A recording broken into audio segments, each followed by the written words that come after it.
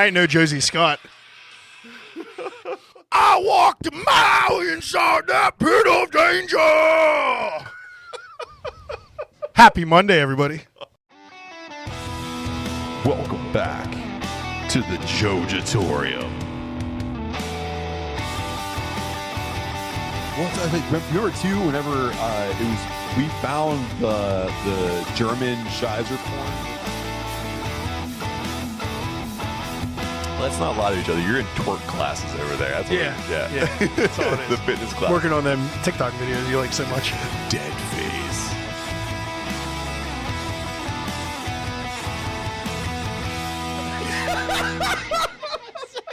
Got right in front of you. Welcome back to Jojitorium. You know who it is. It's Adam. It's Matt. We're decaying with the boys, and we hope you made it out of your candy comas. Not my gumdrop buttons. Do you have a business that needs direction? How about a crisp new media packet? Well, how about assistance in developing a new business plan? Well, First Sip Studios has you covered. Headed up by Dennis and Samantha Guy, First Sip Studios brings your ideas to life. From the first major project in She Knows Beer to their current expansion to Columbus, Ohio, First Sip Studios has the business acumen to bring your vision to the next level. Just head over to firstsipstudios.com, but always make sure you tell them that the boys sent you. Welcome back. We are in the saddle again, and the weather's getting colder. My heart is getting a little older because Halloween is over. So sad.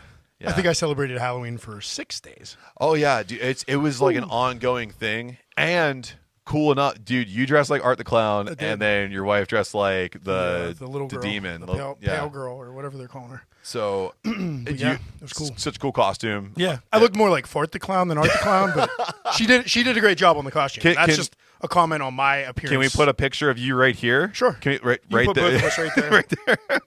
So, Adam, we are heading into the dread times of Christmas.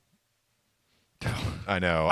There were Starbucks coffee cups today already. Yeah. Oh, yeah. Probably yesterday. I just didn't get to a Starbucks yesterday. The only thing that's going to save me right now is there is a Thanksgiving movie. It's coming out. It's a horror movie, and it's got a hard R rating. The new Eli Roth. Yeah, pick, so right? that might save us. As long as it's better than Green Inferno. Oh, dude, Green Inferno was so terrible. I like gore, but gore for the sake of gore, I don't know. It's like I need something. I like gore and I like horror, but pooping in the corner of a cage is kind of weird. Not my thing. It's kind of like a Jackass stunt in the middle of your horror movie. Yeah, that's how Bam Margera comes back for the next one. But even though the dregs of Christmas are upon you, you still have us. Yep. We're here with you. We're here to celebrate with you or cry with you, wherever the hell it might be. But just because we're here to vaguely talk about Christmas for 1 second, we are in round one, and Adam continues to procure some of the best beers of the Berg. Put that all together, what do we call it? Round one beers, and what are we drinking? I didn't bring nothing Christmas related yet. We're still sticking around into the spooky ooky season a little bit because we have a collab between Yellowbridge and Marino's American Eatery out in Greensburg, and it is called Room for Dessert. It is their pumpkin cheesecake sour coming in at 6.2%. That Room for Dessert, man. Didn't they also have another one too? They have quite a few of them now. Yeah. And they all involve cheesecake and a sour. Which is incredible. I haven't had all of them, but I've had a lot of them, and Yeah. they've all been good. Never had the pumpkin one, though. So Yeah, so this will be a new one for us. So, if you want to know what's going on with Yellowbridge and also Marinos, you just search them out on all social media by searching out their names, Yellowbridge and Marinos. They are constantly pumping out some of the best beers over at Yellowbridge with Justin Longfellow, just doing a great job over there. A friend of the podcast, too, by the way. And then Marinos, of course, that American eatery that continues to pump out some of the best food in the area. And they always have like taproom takeovers and everything like that. So Mark Madden's out there sometimes for Steeler he does, games and Penguins. Does events watch and games. stuff. Yeah, he does watch along. He does some watch parties there. But yeah, hit both of them up 2 weeks ago at the Homebrew and Chill event. Justin Goodfellow was out, actually judged our cream ale that won. And then we went to Marino's afterwards to eat, and I got some great friggin' wings and some more beer that I probably didn't need. But I was celebrating at that point. So yeah, well, and you were, because you took home another championship, which was a good one for you. So, Adam, take that first sip of that beer, and we got to let people know what it's all about, because this beer sounds like it's a lot. It's got a lot going on. It's got a lot. What's it got? So sour right up front. Good, nice balanced sour, kind of tart. The tart level, I like it. Then the whole middle is cream cheese, and then it finishes pumpkin with the cream cheese at the end. Not overly spicy on the pumpkin, but it's like pumpkin flavor and a little bit of spice, like you would get in a pumpkin cheesecake. I think they nailed it. So, I'm telling you right now, I'm actually getting more of like a graham cracker. I get that too. Like I have that throughout the whole sip, and but the spice is right in the middle. You actually get like the taste of your mom's pumpkin pie right in the middle of that thing. Some clove in there. You get in the clove a little bit, the allspice with the clove heavy. But it's all nice and subtle. So nice. Like, the sour seems like a weird base to do that in, but like it works perfectly with the cream cheese. Cream cheese. Yeah. Yeah, exactly. If we weren't playing off of cream cheese, I don't think it would work. I didn't want to spill this everywhere. But So hey, man. top it off. Dude, that's Justin Longfellow. Cheers to you, sir. This Good job, buddy. It's a fantastic beer. Very nice. Oh yeah. I'm gonna have to stop out and get a 4-pack of that, man. Oh yeah. I And stay appreciate tuned. We got another Yellowbridge in round 2, maybe. A little more from you, Justin. Okay. So, Adam, last week was episode 100, and we're awesome, and it went really well for us. And like, you know, like we're so fucking cool. Like, Matt is an expert at editing. Thank you. Thank you for giving my flowers. I appreciate that. I will say round 1 went real smooth, but between round 1 and round 2, we had a lot of beers. Shit happened. So guests of our show know that when we do this, we do round 1 and round 2 predominantly. Then we've had like round 3, round 4, whatever. And with Nacho, we had round 8. 8, yeah. But between round 1 and round 2, we take a break, which is usually between 10 to 30 minutes. So everyone can kind of reset. Like piss, get the next beers out. Get yourself together. Talk about what we're going to talk about and go. The middle of that was an hour and a half. And Adam's like, try this, try that. And then our guest showed up and it was like, try this, try that. And then we got on for the second half. And then we got kicked the second half off immediately with champagne. Yeah. Barafute, who reached out to us and said we were pronouncing their name wrong, by the way. Oh, yeah? Yeah, they said that you don't pronounce the first thing at all. It's just fute. Oh, fute. Yeah, the barre is silent. They say it's French. It's silent. It's just fute. But it was Italian. Well, they're saying it's French. Oh, well. Okay. Fragile. Because it was Prosecco instead of champagne. So it was... Yeah, they said you said that wrong, too. They said it was Prosecco. Yeah, okay. I think they might be... You know what? I'll listen to fute. Yeah, I won't. Who's to argue with a fute? No. But we had a lot of fun there, but we actually got to go to something really cool afterwards. So Yeah, because we were in great shape to do that. We certainly were. So we were safe, relax. We went over to Penn Brewery. We Ubered. We went over to Penn Brewery, and it was Adam's can release for South of Heaven, yeah. And then the T-shirt releases there.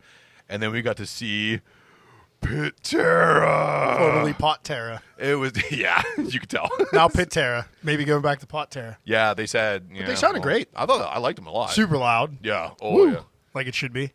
But yeah, it was a wonderful night. Yeah, I really enjoyed it, man. And they released a nice T-shirt for us. Lori's label design, and they just added the Penn Brewing in like the same yellow, and it looks great. Yeah. And I had a couple beers there, including the South of Heaven. So yeah, thanks for everybody that came out that night and the whole weekend they had there of Halloween festivities. It was a lot of fun. And right now too, I think they're gearing up for a big announcement. I don't want to say what it is, but they got lots of pictures of Krampus up I on was gonna there. say, it's probably going to be a big Christmas It's fest. going to be a Krampus because thing. their Saint Nick is always a big release party. Yeah. So I want to say, because the owner is Stefan. I'm sorry, Stefan. He's a big metal dude, super into horror movies and stuff like that too. So I wouldn't be surprised if Krampus made his way over to the Penn Brewery. I bet he might. Yeah. The other thing I want to talk to you about, Adam, is Brewing for a Cause. Yeah. How'd it go, man? You were over there. You took 2 banger beers. It was good. We got a lot of great feedback. A couple people on Instagram said we were among their favorites, along with Fifth Season. Fifth Season got a lot of good feedback on their cranberry, I think. Yeah. They had a cranberry and they had a pumpkin, I believe. Oh, that's good. Sorry if I got that wrong. But I know they had the cranberry because I was drinking that up. But yeah, it was great. I had a lot of good beers. Met some new people. Okay. There were some new brewers. Yuzen Brews was out there. She brought a chai beer that was fucking phenomenal. Yeah. Sounds amazing. And yeah, she just started kegging, so this was like her first event with a keg, and that was good. That's cool, man. We poured next to friends of the podcast, AJ Ackerman from Bad Chicken. Oh, Ben wonderful. Steffen from Arboretum. So yeah, it was nice. Yeah, It was very nice. Met some other homebrewers that we're gonna have to have on at some point. You hung out with my former boss. That was nice. Yep. And he stole Jason. He stole my Jason off my jockey box. Which we want it back. Now we're going to get it. We're going to go get it. I'm going to go dress like Art the Clown and scare him. Hacksaw. Scissor me, beer daddy. So I think that's he just wants to get on the podcast real bad. Which is fine. So he's holding Jason hostage. You can come on. You can come on and hang out with us. We us. got blast to everybody out there. Saturday it was a good time, and thanks for everybody that attended, donated to the raffles and the 50-50 and everything to support Paws across Pittsburgh. Yeah. Didn't have a final total on what we raised, but we definitely raised something, so good. That's better than nothing. Awesome, right? Yeah. Support puppers, support kitties. Yeah. Do all the fun stuff. And that's the cool thing, too. You get to drink beer and you get to help animals, so. Yeah, great. And thanks for everybody that volunteered and just was there to, grab ice for us. And the Paws Across Pittsburgh folks were out there volunteering, tearing tickets and handing out the glassware and stuff. So, yeah, thanks to everybody. So if you're around Pittsburgh, you're around the Pennsylvania area, if you search out, it's Paws Across Pittsburgh. Paws Across Pittsburgh. So Paws Across Pittsburgh, if you search them out, I do remember them putting up pictures of adoption opportunities and whatnot. And just check out their Facebook page is very well followed, and they do many events around Pittsburgh. So, yeah, look for them at future things. They do a lot of stuff at breweries. Oh, cool. Local breweries and stuff. So, yeah, check them out. That's what's up, man. I'm glad to see that there's opportunities for stuff like that because it is it's a time of year, man, where animals are left out in the cold. Their owners just kind of forget about them. So this is a good opportunity if you really love animals and you want to support them. This is a good time to go do it. So Adam, we talked earlier about having episode 100, and we I don't know, man. I feel like we're pretty good with deadlines. We put things out there, and we're not pushy. We're just like, hey, we're doing this thing. Give us a question. Give us something. Like if you want that, you want a shout out, whatever. Some people just don't understand deadlines at all. None. So, hey, Zach Mesher, you fucking forgot what deadlines are. But don't worry. A loose end. He sent us a this or that. I don't know if he listens even. I know his brother does. Jason, go tell him.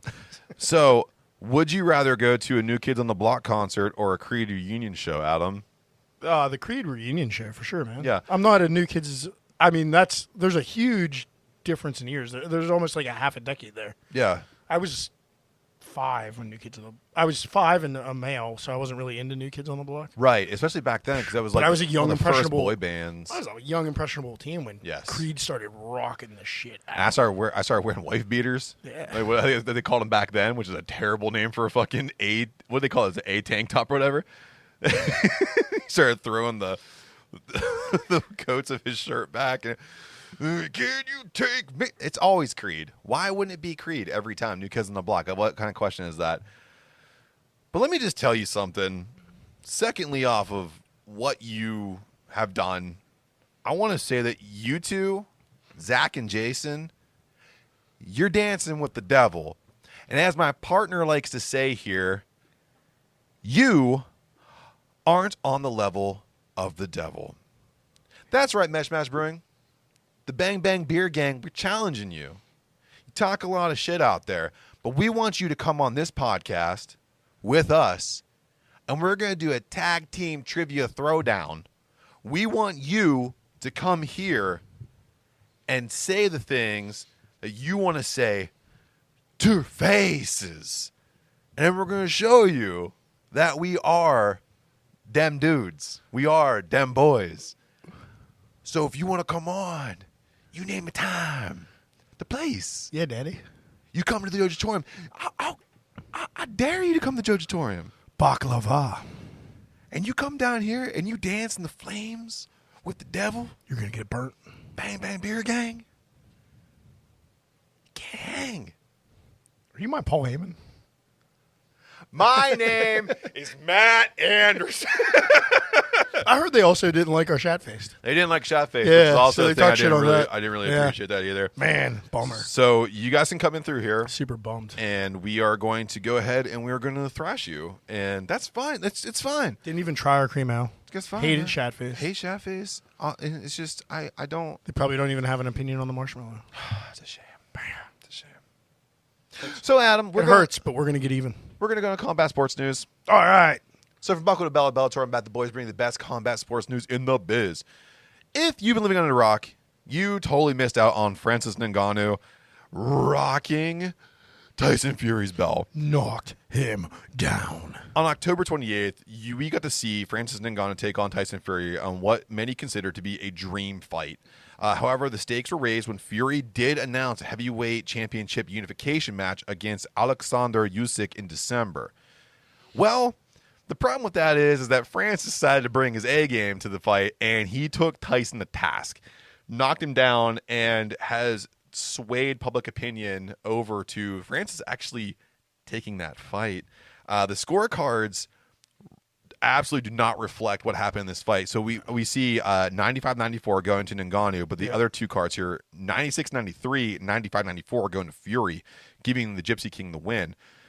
Fury went on to say, he gave me a better fight than all the boxers did in the last years. That's because he's a better boxer than you. That's because he beat you. He beat you. He beat you. He should have beat you. The 96-93 is makes no sense. Unbelievable. Makes no sense. If he could have maybe won a split 95-94 on both of those cards.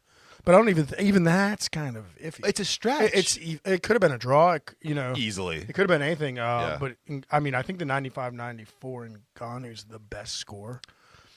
I think I might have even had it 96-93 in Ngannou on my card. I'm just saying. I'm better at judging MMA, but I'm just saying. I mean, the damage he did, the pressure he was putting on seemed better. Here's the difference: the pressure was on, the power was on.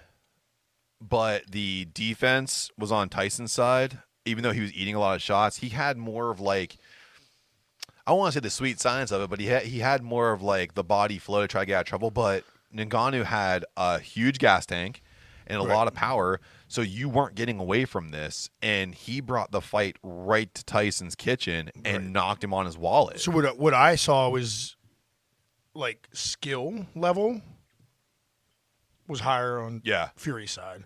But athletic skill, athletic level was way higher on Ngannou, and he just pressured him. Absolutely, the pressure was on the entire time. When he slipped up, he got caught, and that's what happened. And that's what we said before too. Before the fight came on, it's like if you let Ngannou catch you, you're gonna pay a heavy price. Fury's gonna have to lose a little bit of that tank, I think, for the rematch. I think so too, man. Yeah. He's gonna have to gain a little bit of power. So because that or put on a ton of weight and come in there like giant butterbean. I would like it either way. Actually, what's funny is I just watched the one and only Butterbean highlight when he was in MMA, and he took that he took one random dude in Bellator to task or Pride. He was in Pride, and he took that dude in 35 seconds or something. So just do that, Tyson. Yeah, just go Homer Simpson and get the body developed where you can take all the shots. That's probably how you can win this one. So. What's really cool, though, is that Francis Ngannou was able to do a lot of things with this fight. Not only does he win what people are calling the People's Championship, but he also impressed someone very important here. The WBC president, Mauricio Solomon, he thought very highly of Ngannou, and he is set to provide a heavy push and promotion to the WBC ranking committee to put Ngannou up in ranking. Yeah. And actually, the rumor is he could go top 10. I mean, it's not out of the realm for sure. I mean, he put on a great performance. Really did. Went the distance. Yeah. Almost beat him. It's split decision against your heavyweight champ. Yeah, he should. Heavyweight champ. Who's at set least be 10. Who's also set to fight another formidable opponent. Right. That's not looking good. Yeah. So what we're looking at here, too, is that some fighters are kind of weirded out that Ngannou could skyrocket into the top 10. However, the heavyweight championship, top 10. I mean, what's the heavyweight picture even look like? A lot of those guys are older. They're older. And retiring. They're getting up there. But also, too, this does inject a lot of youth into the fight scene, and it brings a lot of hype in, too. Because Francis Ngannou had a very highly publicized exit from the UFC, had a highly publicized fallout with Dana White, and had a highly publicized, I'm going to go fuck this up campaign, which he delivered on. Right. He talked the stuff, and then he delivered on what he said he was going to deliver on. So much so that he fucked Fury up to the point where now the Fury and Usyk fight got moved from December to February. So the fight that many boxing fans are looking forward to past the Ngannou fight isn't in jeopardy. It's going to happen. However, It's still on the books. It's on the books. We'll see what happens. I think it's in doubt now. It could be because Fury's got something to worry about. He failed to slam the door on Francis Ngannou, someone he should have outclassed, but he didn't. And then he sustained some damage that needs to heal. So he had what was called 2 cuts. This is coming from Paul Casbian, and he reported that Fury has 2 cuts. While it's unclear how extensive those fights are, USA Today posted a couple photos of Fury during an interview. He looked like he was in a car accident. He looked, he looked battered. He got baseball batted. Man. He had black eyes. He was pretty beat. He looks absolutely terrible. I mean, that one eye, the one eye that he got hit for that knockdown, that was swollen up by the decision. Like by the next round, it started swelling. It's quite a victorious day for Francis Ngannou, and I think it's a big time for boxing. This is kind of, and I hate to make this comparison, but this is what people wanted out of the Paul brothers, like boosting this. Francis Ngannou is a legit fighter, and he proved it here by taking on a legit fighter and taking him to task. So you can't deny this now. Yeah. This is it. Well, and his problem in the UFC was always his defense. Like, his power is unbelievable. I think he's the highest. Like, they had something to read punching power in the UFC. There's so many square pounds. Right. Yeah. And they rated him as being hit by a Volkswagen car at like 40 miles an hour or something. Like, it's unbelievable. Like hit by a fucking car. I mean, and what he did to Stipe Miocic when he beat him, like, was unreal. Like, yeah, absolutely. I think he was also the guy that like knocked over him off his feet with an uppercut. He knocked over him off his feet and split his lip. Yeah. He like cut his lip up through. Yeah. It was so insane. I mean, dude, yeah. As long as he's got that boxing defense on point, he's dangerous. Yeah. I mean, even without it, he could still have early knockout power. But what's scary though too is that all he has to do is get the defense in. Right. If he learns defense, I don't know who's going to be able to match up with him. And he's still pretty young. People are pitching Deontay Wilder to him, and I'm like, why? I'd love to see it. I'd love to see that. You want to see that one? Let's do it. Put that as his first one in the WBF. Let's do it. I would, yeah. You know what? Because Wilder would get ready for it. Because I think because a lot of people WBC, sorry. A lot of people looked at that fight though too and watched Fury get knocked on his wallet. So, I mean, people are going to get ready for Francis now. He's not going to be a mystery anymore. The tape's going to go out on him. So there's going to be some real fighters up and up. That's true too. See what happens now that there's boxing tape on him. Yeah, we'll see what happens. You know what was really cool though, dude? In the midst of all of this Francis Ngannou stuff, there was another amazing thing that happened here. I was reading this article, didn't hear anything about it, so you got to explain this to me. So, in the middle of an IFL TV heavyweight boxing match, a boxer by the name of Martin Bakole swallowed a wasp midway during his 4th round effort TKO against a gentleman by the name of Carlos Takam. So, during the fight, Kale made reference towards his ear and his neck before the wasp then made its way inside to his mouth, and where it proceeded to sting him repeatedly in the mouth, in his throat, and during post-fight, he's saying, "It's in my stomach. It's stinging me right now. I can feel it." I've eaten spicy wings before, but that kind of poop. I've never eaten a wasp. Where were they fighting at? They were fighting outdoors? No, they were fighting indoor, inside. Like one random wasp was like, "Today's my day, bro. I want to be on TV." Weird. So, and he made it. He made his debut. He can't. It's Sting. Good job. Thank you. I've been waiting so long to make that joke. It's jumping Jim Brunzell of the Killer Bees. I forget the other guy's name. Wu-Tang forever, motherfucker. Man.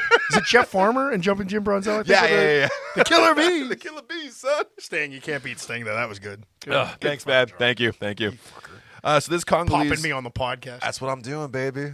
Episode 101. I'm flipping the script. So the Congolese fighter is now on a 9-fight win streak and is on a 21-1 lifetime record with 15 KOs. He is now ranked the 12th heavyweight boxer in the world. And I think he gets extra points here from the Jojitorium because he survived that fight while getting stung by a wasp. In the throat. On the inside of his throat, yeah. Yeah, it's insane. Man, I can only imagine. Although that would probably piss you off. Yeah, I got to end this now. I don't know how this is going to go. A little motivation. Adam, we're going into your favorite segment. Good thing he wasn't allergic. Ooh. Right? That could have been dangerous. Well, I guess how you find out exposure, right? Well, yeah, especially because like when you get stung, your throat swells up. So it stinging you directly in the throat would definitely be a problem. That's where the poison goes. But yeah, man, congratulations. So my favorite segment, you say? Going over jobbing. That's my favorite. It is your favorite.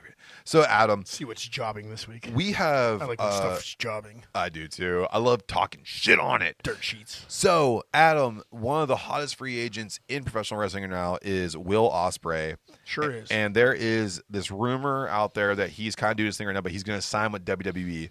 Do you think he's going to sign with WWE? But just before you answer that, remember, he was featured on AEW and Impact and the Indies during his first few months post New Japan Wrestling contract. He stayed real busy. You think he's going to the Big E? I mean, I think he's been in the Indies for a long time and been like one of the top names on the Indies. I think where he has something left to prove is the E. So I think this is going over.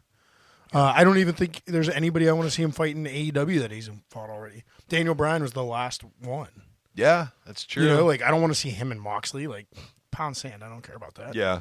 But there's some technical guys in the E that I totally want to see him go against. Who would you pitch him against now? Seth Rollins. Seth Rollins. Pretty cool. Yeah. Would you put him right into a work with him, a program with him? Yeah. Or first Chad Gable. Ooh, that'd be really would good. Be fucking sick. Shoot. Yeah. It would be a shoot. It would be. Yeah, because I mean we've seen Gable on multiple occasions. He's super strong. He's an incredible wrestler. Could you imagine like Will Ospreay comes out, he demolishes Otis, and then calls out Gable, get a nice warm up to the crowd, and then him and Gable. But him and Rollins would be sick. Him and Cody would be interesting. Sami Zayn would be really cool. Like there's a bunch of good ones. I think too, like if you're continuing to go on with shoot too, you get that Gable Stevenson or whatever his name is. Yeah. He needs a re-injection into so you could put. He needs something. So that'd be good. Will Ospreay could elevate him off the rip. There was somebody I just had. Oh, Walter. I think they might have fought on the Indies at one point. But I'm sure. Yeah. But that would be cool. Walter was to huge see on a big stage. That would be cool. That'd be really cool. So yeah, there's a bunch they could do. I agree with you. I think it's going to go over. I think if he was going to sign with AEW, he would have done it already. He's been out of that New Japan contract for a while, months, right? Yeah. So. But that's the thing, though, too. I think this is a great time for wrestling, and a lot of young stars are pitching themselves. So there's a lot to be said for the money. So yep. he's not the youngest wrestler anymore. Nope. He's not old by any means, but in terms of wrestling, he might as well get his money years in. Absolutely, he earned it. So. Yeah. So, Adam, moving on to one of the factions that you and I absolutely love, House of Black is being featured as the strongest heel group in AEW, especially on Collision. Do you think they're going to continue to benefit from being booked as the strongest heel group on AEW Collision, or do you think they're being wasted? This is tough. It's going over with a stipulation that Collision's ratings get better. That's true, yeah. They definitely should be the strongest heel group on a program, but it should be the top-rated program. Yeah. But it's better than them not being on TV at all. So yeah, let's keep it up. He just kicked.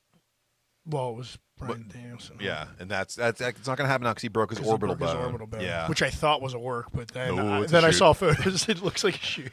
That shit's for real. So yeah, we'll see what happens there. Broke it in a throwaway match against Orange Cassidy and Okada. So I think it'd be a good idea. Because I think you're starting to see it a little more now that Collision's starting to make the separation from Dynamite. Yeah, it's a little less goofy. Yeah, I would say it's very straightforward. The vignettes are more about front-loaded, and the matches are all the way through. So, yeah, and that's what I think House of Black is. And that's where you got that MJF and Mega match, which amazing. Probably the best match that was ever on Collision. Oh, aside from that sick tag match was on there between the Golden Club Gold and FTR. Oh, that was a really good one, yeah. So it's between those two. But, yeah, I mean, all of the best matches that aren't on pay-per-views this year have been on Collision. Yeah, that's true. So, Adam, we have Dana White. He's allegedly going to effectively block UFC fighters from engaging in boxing matches. So far, we've seen Sean O'Malley, he wants a boxing match, and Ngannou set a serious tone and payoff for his boxing. And all fighters that took on cash grab fights against like the Paul brothers and some other things, they took home more cash in a single fight than they did in their entire UFC and MMA careers. Do you think that Dana White can effectively block fighters from engaging in boxing? Yeah, I mean, if they're under contract with the UFC, he can, but that just means they're going to leave the UFC. And Ngannou's the prime example now. And he fucked that up by letting Conor do it. If he didn't want this to happen, he should have never let Conor do it. Nope. Because that's what Francis pointed to and was like, okay, then I'm not fighting for you anymore. Well, you saw how much money Conor made. Right. Like, It's a no Why brainer. wouldn't you? If they're getting offered it, and I get it's fucking up your. I mean, I wouldn't let O'Malley do it right now either because he's a title holder. Like if it's a title holder, like you don't want that. You don't want him going over there and getting hurt. I understand that. Which I think you would too. To be like just like straight up saying no to stuff. I don't know. There's a lot to be said for co-promotion. There really Could is. make the UFC money too. But now their endeavor, like it's not even just his decision. That's true. I get that he said that and everything, but Bring they're back also, Brawl for it all. Yeah, they're also part of Endeavor, and they're also part of the TKO group or whatever that's publicly traded. So there's all kinds of Where's Vince Russo when you need him? shit. Come in. He writes Brawl for it all. You know, you really get mad at one guy and put him through a ringer. He starts writing MMA fighters with gimmicks after movies. Yeah. Somebody comes in with a chainsaw for an arm. There you go. And I'll love him. That's my favorite. So, Adam, last one here before we move on to a break real quick. Speaking of cross-promotional opportunities, the PFL and the UFC have had some very minor talks of setting aside their differences to allow a match between Francis Ngannou and John Jones. Do you think at some point here that the PFL and the UFC can shake hands for one super fight card that would include this incredible heavyweight clash? I think it's most likely jobbing. How many fights has John Jones even had at heavyweight? One, and he captured a title. Yeah, so he's got to have a couple more fights at heavyweight before you want to throw him in there with the monster that's Ngannou. Yeah. I mean, there's definitely money in that. And the PFL is a small fish in the giant pond that's MMA. Like, It UFC's is. taking up a lot of that. Yeah. So one and all. I mean, yeah. it definitely benefits the PFL if they can get that done. But, I mean, I also don't know what bridges he burnt by what he did with the UFC. A lot of them. Yeah. So I don't know. I think it's probably jobbing. It probably won't happen. I think even if the sides are for it, Ngannou might not want to do it. Jones might not want to do it. There's just too many factors. Pieces, yeah. It would have to be a ton of money. Yeah. And I agree with that too. I don't think it's going to be able to happen here, especially because with UFC merging with Endeavor and having TKO formed, like you're just not going to, it's too many people. You're seeing a lot of, that's our stock. We don't want our stock to go down. Like the risk outweighs the benefit. Because like if you knew, so here I'll say too, like if you knew John Jones was a lockdown, like he's going to dominate this fight, hell yeah, you do that. Like, oh yeah, you come in here thinking you're going to just dominate us and we just bitch slapped you. But I'm telling you, man, like I don't know. Ngannou's so scary right now. Right. Would you really want to go in the cage with him? I mean, I know I don't want to. No. Yeah. No. You know, I think he might injure me if I shook his hand. Absolutely. Yeah. But do you know who isn't scared to step into the cage of Francis Ngannou? Our sponsors, they're very brave. We don't have any sponsors. Well, then they're not scared, are they? But our friends. Meshmash is not scared. They are scared. Give us that date, Meshmash. Scared of us. Open invitation. Except for the week of Christmas. Yeah, we're going to be off on that week. Surprise. But you're going to hear from our friends, and they support us, and when you support our friends, and you support us, and when you support us, we can do some pretty cool stuff, like drinking Yellowbridge beer, talking about Justin Longfellow, talking about Marinos, talking about all this other stuff. So we'll see you on the other side. Yeah, Goodfellow's a beast. Psst. Hey, you. Want to get doomed? I'm Tessa. And I'm Nicole, and we have a spanking new podcast for your ear holes called Doom Generation. Listen in as two foul-mouthed biddies have an always casual, often comedic, What? I think we're funny. and sometimes chaotic conversation about the things that doomed us to be who we are today. Take a trip with us down nostalgia lane, and we'll try not to veer off the road. Available on Spotify and Apple Podcasts. Follow us on Instagram and Facebook at Doom Generation Pod, and on Twitter at DoomGen Pod. Later, Doomers! Welcome back. Hopefully you heard something that you like. Because again, when you support our friends and you support us, and when you support us, we do some pretty cool stuff. We are moving into round 2. And just like we said in the first half, in some second half, we got a little more of that Yellowbridge goodness. So Adam, put it all together. What we call it?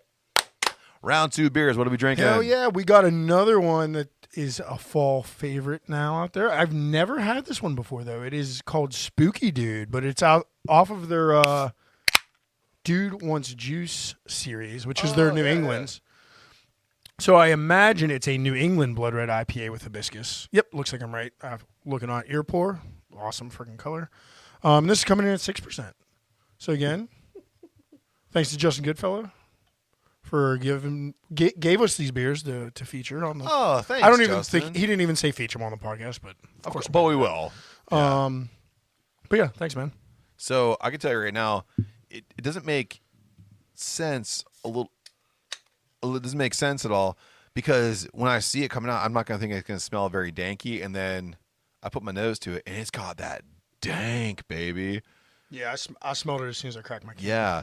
The color is cool, too, so you take a look at that, and that's a pretty cool color right there. It just says hibiscus. I think just hibiscus is giving it that color. I mean, so you might get like a little bit of a tea note or a floral note off of that. But. So to take a sip of that, why I tell everybody again, if you want to know what's going on, Yellowbridge is Yellowbridge Brewing on all social media, Facebook, Instagram, X. Go and check them on out, man. Adam, you took your first sip. Tell everybody what it's like. It's stank, baby. Stank. Yeah. Stank. It's hoppy. It's bitter. A little bit juicy. No, I'm not really getting much flavor off the hibiscus, which is fine with me because, like I said, it should be a pretty muted. Oh, there it is, right at the end. At the end, I get a floral taste. But I mean, you get that from hops too, so it's probably accentuated a little bit. And one more thing about Yellowbridge we didn't mention in the first half. Yeah. They also have a kitchen at both locations. Freaking awesome pizza. Yeah. The pizza's top notch, man. It's that like Detroit style, grandma style square pizza. It's sick. It's really good, yeah. They set their game up a lot, because before it was when they first started over there in Delmont, they didn't have a kitchen. They were just doing the beers. You can give me the history. I don't know. I mean, I was definitely out there. I just don't remember. Yeah. It was kind of like a happy mistake, but for me moving out there, I got to be around some cool breweries, and Yellowbridge was one of them. I remember they were just kind of like, we're starting up, we have some beers, and from the rip, their beers were always really good, and they always talked about what's the next thing we got to do, and they started putting food in, and now, like, I love going there for pizza. It's one of my favorite things to do. I think their beer's gotten better since Goodfellow got there. Absolutely. I mean, he was an okay home brewer, like not as good as me, but yeah, not nearly as good as very you. good as a pro brewer. Yeah, I mean, he needs the equipment. The equipment makes the brewer, and if he's up there and he has the right equipment, I guess. In all seriousness, though, Justin, very good beer. Yeah, dude, thank you for the beers. They're delicious. And I'm glad you left homebrew so I can get some awards. Bringing that fucking tea beer around, man. Knock it off. Mr. T was the bane of my existence. Dude, every time I saw Mr. T around, I got nervous for you, but happy for me, because I was like, I can't wait to drink a ton of it. I wasn't nervous for me. I already knew the result. I was like, well, we're just here for fun now. So, Adam, while we sip on this delicious beer from Yellowbridge and Justin, we're going to go into a segment that we call the Ground and Pound. Ooh, new segment, huh? Well, I go out there and I try to find some stuff for us to go ahead and chop it up on, and I found something really cool. So in the first half, I mentioned that Zach Mesher, terrible question, but awesome answer, that Creed is back. That made me be like, dude, Butt Rock. Butt Rock is back. So I went out there, I was like, I wonder what the top Butt Rock songs are. So did somebody actually classify butt rock? Because that's a very insider term. And I'm glad that you asked that, because there are different definitions here. But the one that I found that I really like here is as follows. From 93.3 WMMR, they said that the origins and definition of butt rock are murky at best. One listing on Urban Dictionary defines the subgenre as a style of hard rock and heavy metal music that is watered down both musically and lyrically to garner maximum radio play and mainstream acceptance. Typically, butt rock bands cropped up in the late 90s and through the aughts. However, other Urban Dictionary definitions classify 80s hair metal as butt rock as well. Yeah, I think so. I have a completely different definition, and it comes from Finn McKenty off of Punk Rock MBA. Which is, dude, if you don't watch Punk Rock MBA, one of the coolest YouTube channels ever. He actually did a tier list of butt rock, I think, at one point. And he said it was coined, and actually both of those would fall in line because this has happened for years. Yeah. But it's from radio stations like probably 93.3 WMMR and like locally DVE, where their promotions at that time were WDV, nothing but rock. Oh, and shit, instead of nothing but rock, they just called it butt rock. Since they played the same 20 songs every hour all day, it just got coined the phrase butt rock, which I think is very clever. Yeah. So that's where I thought the origins were, but I think it could be either. Welcome to Jojitorium 93.3 FM. Welcome to Nothing But Rock. It's the 9:30 happy hour where we just play the same 20 songs we played last hour, but there's no commercials. Ad-free, commercial-free for your listening pleasure. Welcome to Metallica. Here's 6 things from. I can't even think of it. How much fucking Caesar can you here's listen 6. to? Here's 6 Pearl Jam songs in a row. Jeremy. So the reason why this is important to us is because you and I are both rock fans and metalheads. Yeah. And we used to shit on butt rock a lot. Still do some of it. Some of it. But I think we've grown to appreciate some of it. I don't know if appreciate or feel nostalgic towards. Maybe. Yeah. Well, if you remember, like in high school, dude, like these bands were dominating. Like they had like So it would be your like top 40 pop rock. That like so it's pop music, but they had instruments. Yeah, I can agree with that. Yeah.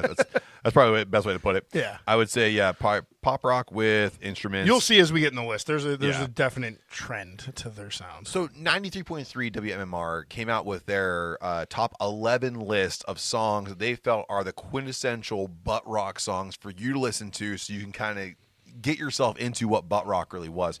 So, Adam, I'm going to start down at number 11 and work my way up to number 1. Okay. So at number 11, we have Chad Kroeger of Nickelback fame with Josie Scott. I believe that's Seether? No, that is Saliva. And they're coming in with Hero.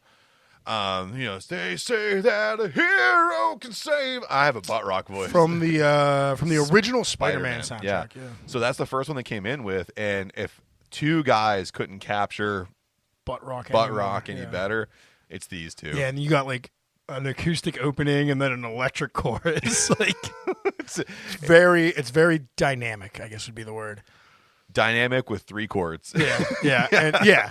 Dynamic just in tone and sound. Yeah, only tone. Not in musicality. Does it ever blow your mind that Nickelback was signed to Roadrunner Records? Yeah, all the time. Well, their first album was like it was hard rock. Kind of like edgy grunge hard rock. What was that one? It wasn't Silver Side Up, but what was it called? It was the one before that. Yeah. I don't remember. It's not the one with the eye. No, that's Silver Side Up. That was Photograph, I believe. Because I remember the first song had that. Leader of Men was the big one off their first album, which I kind of liked. I did like it too. Yeah. What was it? They had one track where it had like a vocal that wow, wow, wow, wow, wow, wow, like almost like Bon Jovi style throughout, but that was a good song. I don't remember that. I faintly remember that, but I don't remember the name. I remember being able to like ride my bike 100 miles an hour. Bicycle. So what do you think of this song? It's shit. Oh, really? See, so this one was the most polarizing for me. Like, I remember really loving it, actually, when it first came out. Yeah. And I listened to it today, and I was like... It's really bad. It's very cheeseball, but I, like, still kind of get into the chorus is very, like... catchy. Big, yeah. I definitely like it better when Josie Scott comes in. Yeah. Oh, yeah. Well, it was cool, but even to watch. Kroeger's, Yeah. When he's palatable in this one. Yeah. Because this was, like, height of... Look at this photograph. And how you remind me of all that shit. Yeah.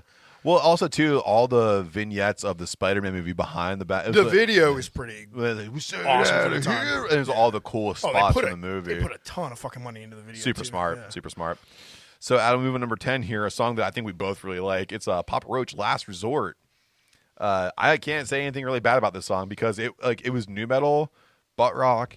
It was cut and dry. It was very... You just knew that as soon as you hear that... Like you just knew what you were gonna get, and that basket case riff. I think it's been a riff in like everything. 5 top 10 rock songs. It's so easy. And Jacoby, but then it had that cool underneath. A good lead guitar underneath. Yeah, it was good, and the lyrics were perfect for us because we were angsty teens. I hate you, Mom. So moving Dad on. Dad doesn't understand me. Fun fact about that one, actually. So definitely, I think their best album. And their best single, they've definitely got more butt rock as their albums have progressed. Like now they're just complete. There's no money. There's no possession. That was that same album. I know, but they got really butt rocky on that one. I like that one. But fun fact about that's the first song I learned on guitar. Last Resort. Yeah, that's a good one to learn. Yeah, because you have the easy part, so you don't get frustrated. But then you got to get the whittlies. Which were challenging for a first time song. Now I could probably. I haven't played guitar in 8 years. I could probably just pump it right through again. Yeah.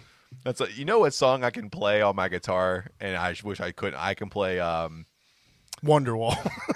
Oh yeah, But no, Dashboard Confessionals. Yeah. I don't know why, because I tried to impress girls with that song and nobody gave a shit. I'm sure it worked once or twice. So, Adam, number 9 here, Shine Down 45, which I'm going to throw this out there right now. I fucking love this song. I just do. His voice is so good. I just love it. I'm 100% with you. Yeah, it's a great song. So much. It's a great song, and that was a great album because his voice is so good, and it was more musical than a lot of the butt rock that we're just about to get to. Oh yeah.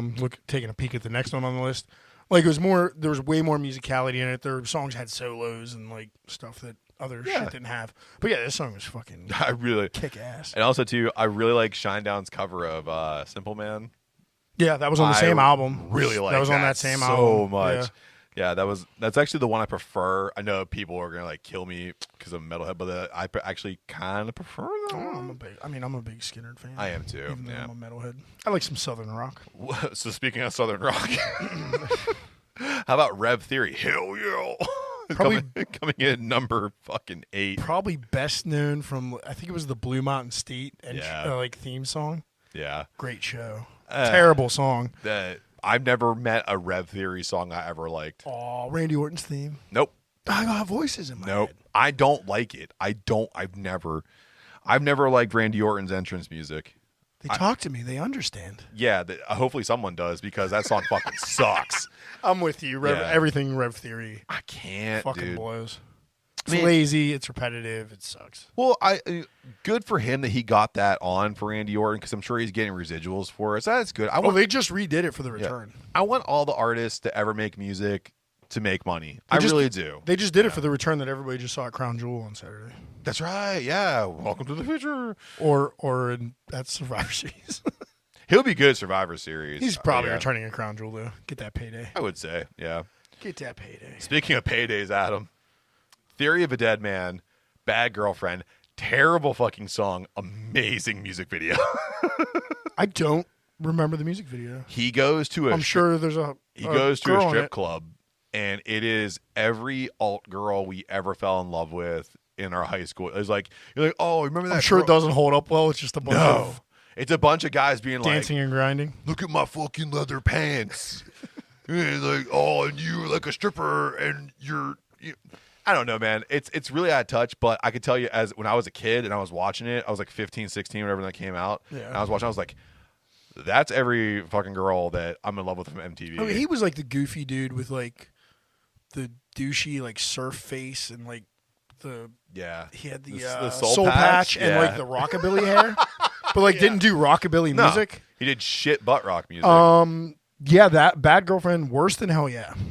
By Rev Theory, in my opinion. I think Bad Girlfriend's the worst thing we've talked about on the list. I would agree, yeah, because it's uninspired too, and like and it was actually there's not a Theory of the Dead Man song I think I like. So. It really isn't, but also too like it prompts the listener to say the chorus because the guitar builds up, dun dun dun dun dun dun. Like you can't say this is the part. This is it. This is the part where we say it. Bad girlfriend. bad. You're so bad. You're bad girlfriend. Slip on. So, Adam, we move on to another song that I from a band that I can't really get behind. So, Hinders Use Me. Now, you would have thought it was Hinders. All of our college classmates' favorite wedding song. Oh, I love you, babe. About this philanderer that kisses lips of an angel. Wish you were my wife. I do. So Hinder. So I don't know why this list. They said that they love the author, so they love the guitar that's in Use Me, which I can understand. It's a big overdriven guitar, but it fucking sounds like AC/DC. It's the song "Use Me." It was off their second album. Yes. It wasn't even off the album with "Lips of an Angel," which is crazy. Or the "Get Stoned" one. "Get Stoned" is actually not a bad song. It's probably their best song. I still think it sucks. Yeah. I think it's still really bad. It's like Hoobastank's fucking going out of control. It's as good as Hoobastank's worst song. Yes, out of control. I'm going out of control. I'm out of control. That's a fucking bad one. But yeah, I mean, so yeah, it's not in even Hinder's top song in my opinion, let alone a good butt rock song. No. I mean, I get where it's still lazy to pick it just because hey, it's got a good guitar riff because it sounds just like Thunderstruck. Like It really it's literally does. like right at the beginning, and I immediately thought, oh, this is an AC/DC ripoff. Yeah, I'm just not a fan. I don't like.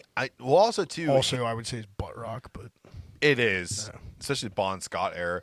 But I would say though too, the thing that kills you about Hinder is that I don't like the lead singer's voice either. It's very grating. it's overly raspy. Yeah. I mean, again, let me just say this too. I know we're like halfway through this list. Scott Stapp flew so this guy could fucking crawl in the mud. You're talking about our God. He's like he's like dollar general version Scott Stapp. Oh, easily. Great value Scott Stapp That's here. all he is. That's all he is.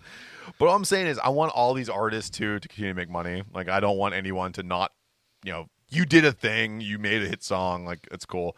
But this song is terrible.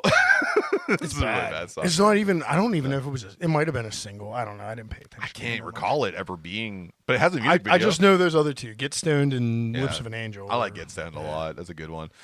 So, Adam, we're going into a song that we all know. Some of us like, some of us don't. So Saliva comes out with I Walk Alone, which is also Batista's entrance music. I walk a mile inside this pit of danger. So I walk alone. It's a cool music entrance for a wrestler. It's a terrible song. I don't trust anybody that doesn't like this song. I don't trust you. Don't trust me then. This is the best song on the list. I don't even know what's coming up. This is the best song on the list. Well, you're wrong. See the spoiler alert. You're wrong. You're wrong. See the spoiler alert. Yeah, you're wrong. All right, we'll see what beats it. I mean, all I'm saying is, like, Fucking great song. cool song. Are they on the Creed the reunion tour? No. No. That's the thing, though. The Creed Union Tuner is like, it's Creed, Three Doors Down, pretty cool, and then Daughtry. Worst. Yeah, I was like, take Daughtry off, Ooh. and then just let it be. You know how to add in that? Let's put Daughtry, Hinder, and Rev Theory on, and Rev Theory and Theory of a Dead Man on like the Titanic 2. Sink that bitch. Oh, Medea's Titanic sinking again. Like, that's exactly what I think. That's fucking Tyler Perry does those fucking. No, if I wanted to do I don't want anybody to die, but like all of their musical equipment gets written and they can't play any more songs. I like that one. How like, about that? Yeah, they don't reckon like sub-zero water. They just reckon like the Caribbean, and like all their stuff just gets ruined. Yeah, I'm cool with that. Yeah. Stub a toe. Stub a toe. But if it was like twist your ankle. If it was Creed, Three Doors Down, and like Seether, I'd pay good money for that. 2 of the 3, I would. I'd go for all 3 of them. Okay, well, we'll talk about that. So yeah, it's gonna come up soon here. Coming at number 4, we have Buck Cherry. Oh, never mind. Somebody can die on that boat. And you would think it would be new worst song on the list. Yeah. But you would think it would be like their what the fuck is that? Crazy Bitch. But it's not. It's Crush. Or even the I'm all something up again. I'm all cranked up again. I don't know. It was about being on cocaine. I'm all fucked up again. Something like that. In my bed. Yeah, that's not bad. Yeah. Well, whatever. But yeah, that was catchy. That was like the first single when they were all still on drugs. Weren't they all? That's when they went out with STP too, wasn't it? Yeah. Whenever, they came back on. When they and you guys, oh god. And this song Crushed is from that same album, so I thought it might be good. Didn't know it though, so I had to check it out. It is. I don't even know how I made this list. It doesn't have any hook. I don't like any it. catchy chorus. It was very boring. Very much so. It was lazy and boring. But I wasn't super into it. I'm all lit up again. Lit up. That's it. I'm all lit up again. Yeah, make it lit up again. So, number 3 here, we have Three Doors But Down. yeah, they can drown on the Titanic 2, Butt Rock Boogaloo. We're making a B movie. So these guys need money. We have Three Doors Down coming in with Kryptonite, which is a banger of a fucking song. I'll defend this one. No, I can't believe you're shitting on I Walk Alone and you're like pumped up for a Superman song. What are you talking about? She's my kryptonite. When you sing it like that, you sing like Dick Clark on New Year's Eve. Like, yeah, it's going to sound terrible. These guys suck. No. My aching kryptonite. Yeah! Josie Scott's and so the Saliva song's way better. Oh, actually, yeah, no, I can't. Don't start comparing the ass yet. Well, all I'm saying is that Three Doors Down. This is their song though. It's what's this one, and then the other one was Loser. Loser was an okay song. Baby, I'm a loser. But I'm gonna kill myself by the campfire. Yeah, but no, wasn't that Butt rock. You're gonna feel real bad. They wrote that about soldiers coming home from war. Now you feel bad, don't you? Then why were they? Our soldiers are not losers. They're winners. That's true. They are. So that's Three Doors Down calling them losers. Bad butt rock. Are you sure about that? Yep. Are you sure about that? Yep. I don't know. Communist butt rock.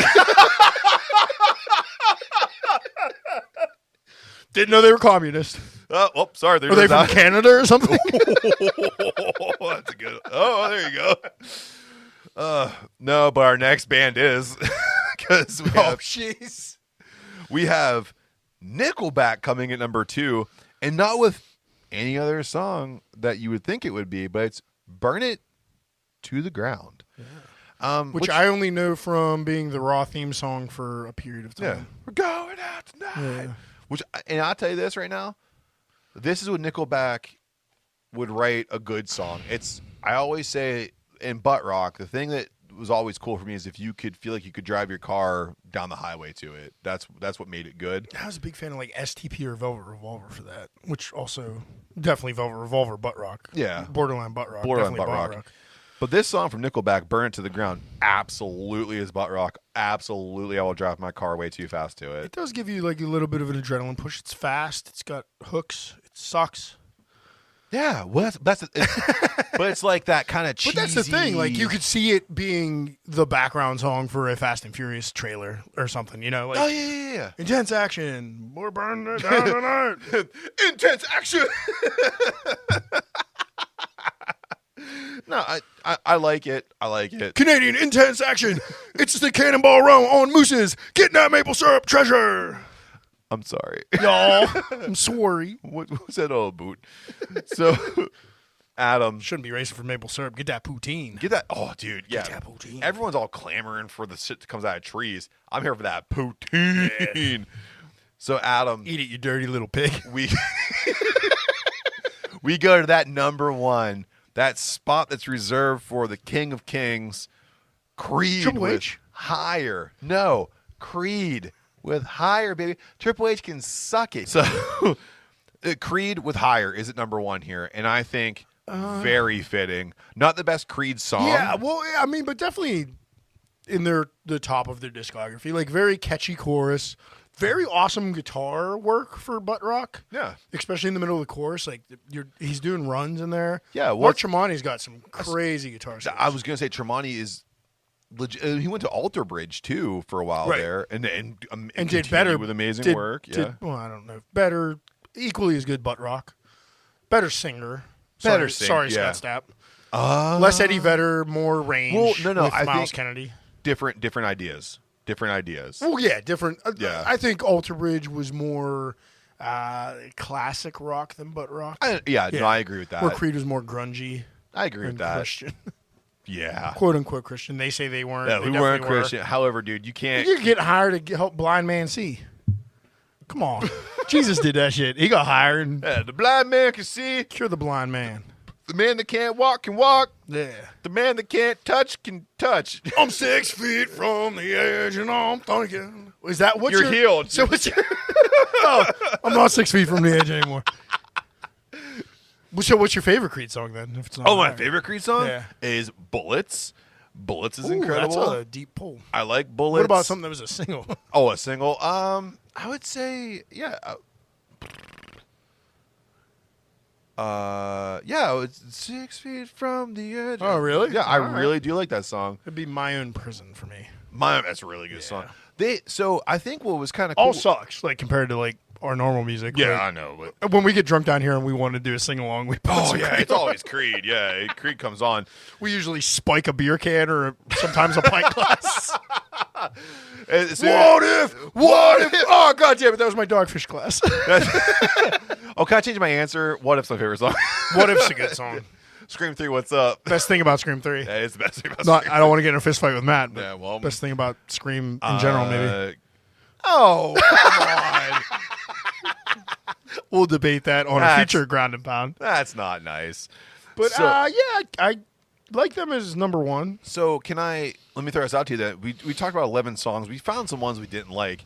Because here's the thing, Adam. The thing that I know about you, because I know about me, is that you secretly like some butt rock songs, and I know there's no fucking way we said the one that you like on here. We might have. What's your favorite butt rock I song? mean, we dude? at least said the band. I like them. I don't know my favorite. There's one on the list that I hate. Yeah. Or that's not on the list that I hate.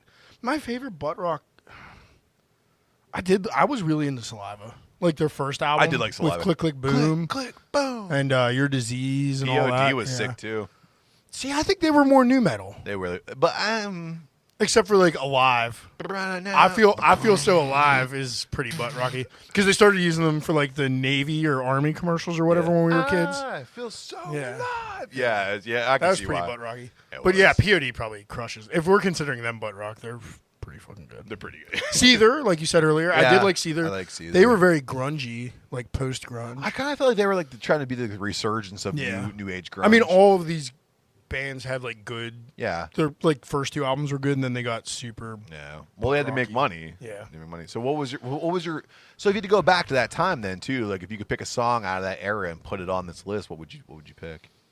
Oh, do you have one on the tip of your list? Oh, I absolutely. Go for it. I'm gonna think a little bit. I'm looking at you through the glass. Ooh, Don't know how much time has passed. that's a good pull. It feels like forever. Stone Sour, but Corey Taylor. So Corey Taylor, lead singer of Slipknot, always had this side project, Stone Sour, before he was in Slipknot, and then he got together, and Jim Root was in it, so it was amazing guitar work. But when they decided hey, we need a good radio hit, they said, and Corey Taylor, is a really good songwriter, he decided to reach into his little bag of poems, and he pulled this one out. I was looking through the glass. And I think it was on a movie, too. I think it might have been also on a Spider-Man movie at one point. Or something along those lines. Something in like a Marvel world. Maybe, yeah. It was on a movie for sure. It was. But the thing I liked about it a lot, though, is I thought the lyrics were not super... They weren't the best. But they weren't so cheesy that you're like, I'll get made fun of for listening to this. And then I thought the guitar licks were good. Yeah. That was, that's Jim Root though too. I mean, Right. Jim Root's amazing guitar player, so I really enjoyed that. So I would say, yeah, Looking Through the Glass should have been. So Adam, you've had a moment to sit back in the laurels, in the annals of your history and the times that you would throw mac and cheese at the wall at Sheets. What was the song? This song perfectly Yeah. encapsulates that, by the way. And I am ready for all your vitriol when you attack me for this. It would be Five Finger Death Punch, The Bleeding, off their first album. Jesus Christ. I really liked that song when it came out. Okay. I don't think it holds up. There's no way in hell it holds up. He says the F word in that song. But they still played it on radio. they did. I'm not the out for it part, but No. yeah. That was a tough song. But it was like I'm ugly. Yeah, but that was their best album. Zoltan, open this guy. I remember they were like, we're going to be beat down metal, we're going to be butt rock, we're going to be... Just wait, because there's a gets song. better? There's a song. The song that's not on the list that I think should be on for being like terrible, like the worst song, Okay. is Five Finger Death Punch, Bad Company.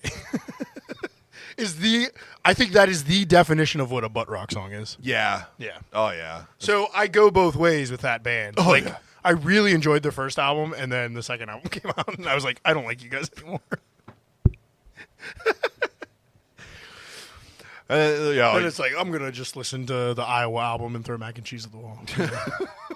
My plague. But butt rock's tough. Butt rock's tough. Like, really, like 45 would have been... Like, this Yeah. list does include a lot of my favorites. The Papa Roach and the Shinedown Yeah, I could agree with that. and Saliva. Yeah. Not necessarily that song. that order, yeah. But I think Saliva's best song is Click, Click, Boom. Yeah, Absolutely. Your Disease, which was like their single before that, didn't get as much airplay, but was also very What good. song was that? Like, it's like Your voice is slowly drowning. Like, I forget. I don't know It that was like they had like that. Those dips. I'll have to find that one. That might have been a newer one. Yeah. So Adam, we have to move on to My favorite second your half. favorite second half. Although segment. the ground and pound now. So ground and pound for the listeners will now be anytime we just review somebody else's list and tear it apart, will be called the ground and pound. Because we've done that many times in the past in the second half. and we just didn't know what to call it. Yeah. So now it's So the now ground we're and going pound, baby. And you have to make that noise every time you say it. I'm gonna cut that out and use that. Is that when we review the list of favorite Prince songs? Raspberry beret. See, that's the thing, though, too. One thing I do like about you, though, too, when we talk about music, is that you can say that shit to me, and I can say that shit to you, and we fucking get it. Because Yo, Kiss. yes, I'm talking about. So, Adam, we're on to You questions. thought I was going to pull Purple Rain out? No. no way. So we're gonna move into questions from the internet here, and we got some pretty good ones here. Adam, was there ever a death in a movie or a TV show that actually made you feel sad? So I have two. Yeah. I always have two. Of course. They're both TV shows. The worst one ever was when Glenn got killed on The Walking Dead. Oh, yeah. I literally stopped watching the series. I never That watched was it it? beyond that point because I think that was the season finale, Yeah, or it was like the mid-season mid-season finale. Yeah. Never watched it again. It Wow. crushed me so hard. And then the second one was Opie on Sons of Anarchy. That's a tough one, too. Yeah, because he was my favorite character. You picked two tough And I ones. hated his wife, and when she died and he became a badass, I really liked it. And then Yeah. he died for no Those are fucking- good ones, He man. died for no fucking reason. I like that. So yeah, those are my two. I also have two. I mean, I definitely have movie ones too. I just couldn't think of them. I have two. So there's so Orange is the New Black came out, and then Australia had their version of Orange is the New Black called Wentworth, and it's an amazing show. Never saw it. I really enjoy it. I like the American Orange is the New Black. It was fucking awesome. So if you want like more gritty style, Always like grit. Wentworth is really cool. So leading up to this like climactic scene in the first season, there's a woman who's incarcerated, kind of not for the right reasons. Her name is B, and she takes over the prison cell block, and she ends up getting killed by the governor, which is actually like a warden for us in America. It's governor down there, and the governor is like also one of my favorite villains of all time. The governor's incredible, but the governor ends up killing her at the end of season 1. And it broke my heart. So both of our biggest ones were killed by the governor. Yes, yes, they were. Look at us. And Look at us getting along. I would say too. Fucking stupid 3 Doors Down, man. 3 Doors Down is so fucking bad, people. I'll live with it. So, and the other one was when Walter White died in El Camino. I haven't seen that yet. Spoiler alert. I mean, it's been out for 5 years. For 5 fucking years. So yeah, Walter White dies at his own hand. He straps in a 50 caliber Gatling gun to the back of an El Camino, and he blasts through the Nazi compound to free Jesse, and he gets shot and he dies doing it. So, and that one hurt a I lot. have to watch that at some Yeah. point. It's good. It's just really good. So, Adam, next question here. This one's kind of scary to actually answer. What is the scariest thing about being a podcaster or a brewer? So, I'll let you talk first about what's the scariest thing about being a brewer. I don't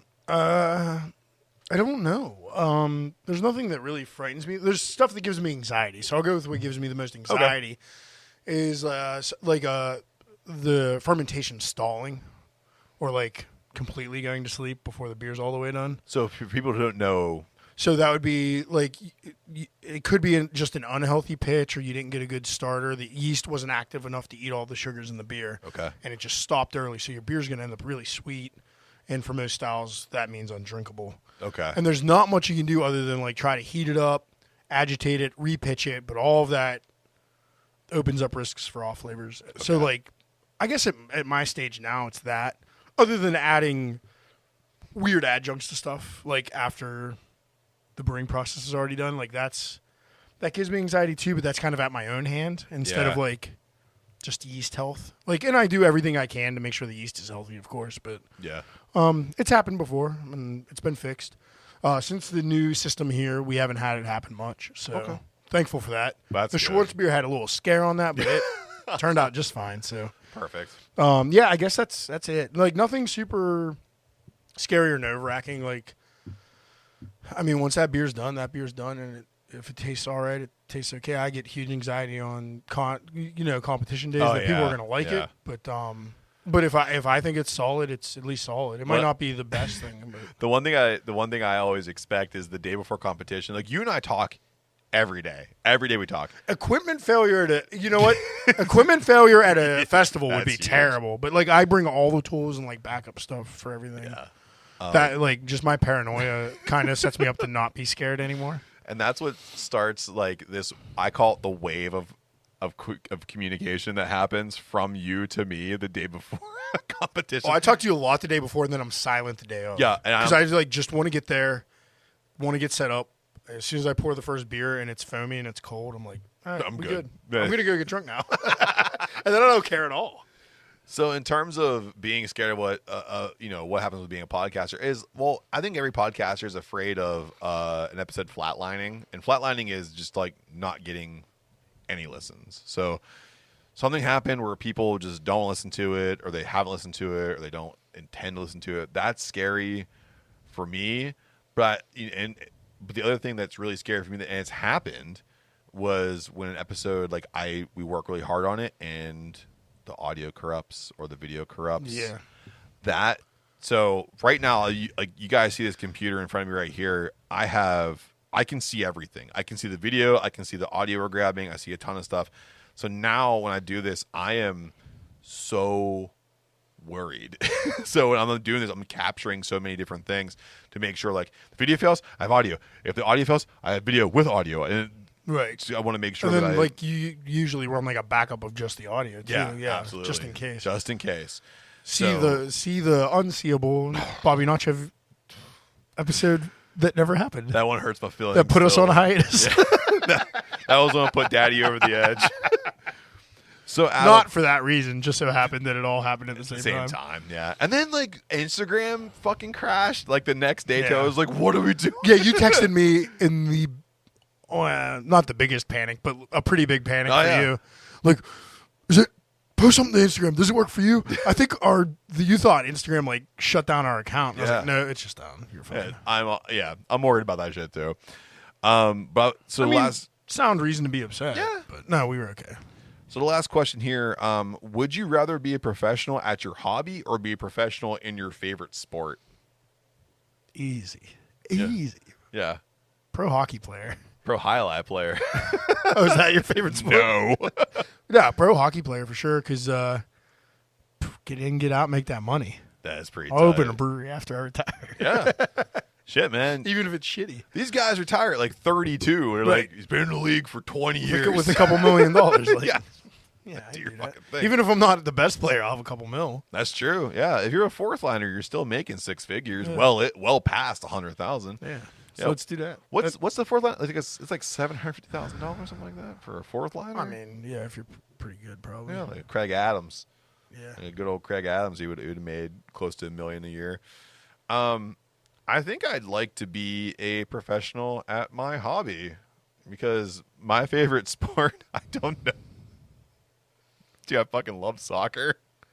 And there's nothing about this body that says soccer player anymore. Goalie. Yeah. And I was a good one. I was a good one when I was a good goalie. But I would love. So of course my hobby is podcasting. I'd like to be a pro. I mean, there's more money in that than pro brewing. Well, maybe. Well, it depends though too, because I guess it's like the top of the top versus the top of the top. But I mean, top of the top for podcasting, probably Joe Rogan's making the most. Yeah, or somebody comparable to that who's making fucking millions. Even the top pro brewer in America is not making that. So I mean, if you look at someone like Bad Friends, so they have 1.3 million subscribers right now on YouTube. So I think they're generating $400,000.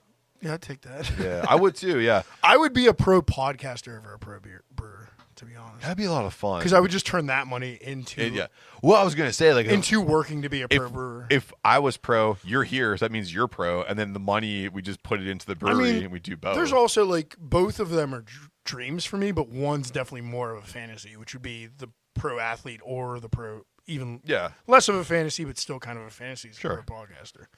I mean, we're more on our way to that than the athlete. I'm definitely not a pro athlete at this point.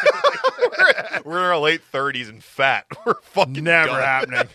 I mean, depending on how this slap league goes down, I could probably get hit in the face for $1 million. Yeah, I'll take a couple slaps in the Yeah. face, man. You want to give a See- couple $1,000? A little CTE for $2 million. I already got it. I'm good. Get slapped in the face by a giant Russian man. Won't be the first time. Not even the second. So, Adam, we are moving on to what's on tap and where can you find us. The cool thing about this is that festival season's over. Yeah. However, this is where I believe your genius comes alive. So, what's on tap and where can you find us? Yeah, so coming through November, we will have a very limited amount of Shatfaced. A lot of it, I announced it earlier last week when you're listening to this. So a lot of those bottles have been claimed for. But we also have Jason's Sleeping Bag, which is our Toasted Marshmallow IPA. And within the month of November, we will shortly have our Schwarzbier, which is a German dark lager, and an ESB, which is an English special bitter. So it's kind of like an American pale ale, but with English ingredients. So like a bitter, clean, nice clean beer. Both coming in. The ESB is going to be about 5%. The Schwarzbier will be 5.5%. Oh, nice. And the Jason's Sleeping Bag's at 7%. And it's more like a pastry IPA. But the big thing I would like to do through the month of November, since we're into the holiday season, is, and a lot of people get to celebrate with their families and have a good fun time and have reunions and stuff. But there's also people that suffer during this time. Yeah. And actually watching Planes, Trains, and Automobiles the other week and talking about it with you and Nacho made me think of a family friend that we had in our family that, had a family at one time and didn't have them anymore and struggled with it. And he's gone now. But so we would like to donate all of the money we raise on beer through the month of November to a mental health charity. Me and Matt are actively looking at what mental health charity. We would like to keep it here in the Pittsburgh area if we can. We're weighing our options. I didn't want to wait another week to announce it just because I didn't want to waste any more time in November. But yeah, I would like to do that. Yeah. And we'll figure out the charity. Hopefully we'll have an announcement for you next week. Yeah, we'll but definitely announce by the end of the month. But guaranteed, we will vet the charity and 100% of what we make. I'm not taking anything for the bottles, anything for the ingredients. It's 100% charity. When we do a charity raise, that's what we do. Legally, we have to do it, and ethically, that's what I want to do. Yeah, so, absolutely. Yeah. So that's going to be our November charity this year. We've done a couple of charities in the past and had great success. So let's try it again. And thank you to all ahead of time. Yeah. And if you know what's going on, Adam, down here in the Brew Lab, it's at Bachelor & Scarborough on all social media, Facebook, Instagram, X. And that's where you're going to find out what charity's going on, too, and how you can get a hold of these beers, or if you just want to make a donation. If you want the boys down here, we are at DWTB on all social media, Facebook, Instagram, Twitter, X, TikTok, YouTube, our Gmail account, DecayingWTB on all social media. Type in social, end it with media. That's where you can find us. Don't forget to like and subscribe to our YouTube. You guys are showing up in force, and it helps us out. If you hit that little subscribe button, doesn't do anything to your YouTube, doesn't do anything at all, but it helps us out because it puts us in the algorithm. People can start finding us. So we're here right now, just sipping on some delicious beers from Yellowbridge. Episode 101. I love it. So until next time. One closer to 200. Cheers. Thanks, guys. Cheers. Thank you, Yellowbridge.